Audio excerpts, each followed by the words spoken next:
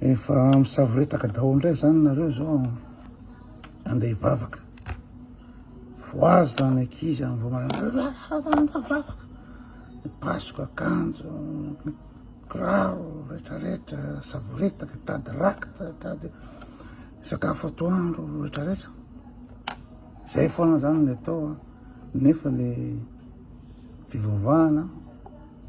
inona zavatra miova Madagasikara hatram'izao vao mahay mitombo manko real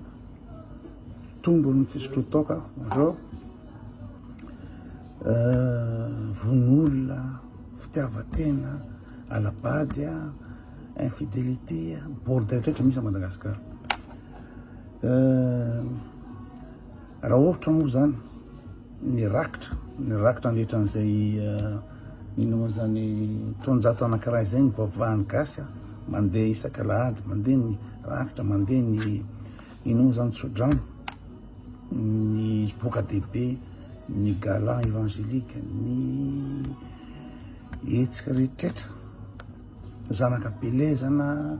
vola daolodolo zany vola tretra zany anatin'ny ray siècle no mena manitra de tsisy manitra ntsony Madagasikara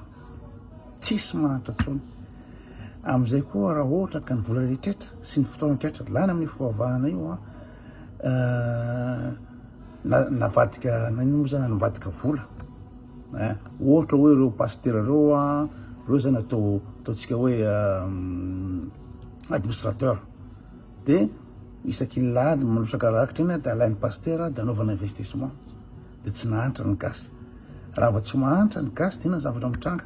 miena ny von'olona ohatrany aty Suisse tsisy von'olona tsisy alatra tsisy kolokolo tsisy ninino satria raha vao manam-bola ny olona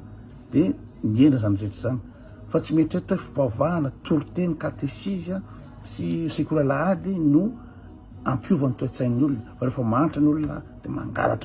mangalatra foana tsy tena foana mifamono faty na telefona raha minona olona ka zay le izy raha le vola narotsaka rakitra isan-kalahady isaka-salahady na sabotsy ara voka dehibe sy ny zanakabeza rehetrarehetra vola rehetra natao andanina reo fivavahana io nampidirina amin'ny caisse de l'État lamina Madagasikara mety tsisy ny manitra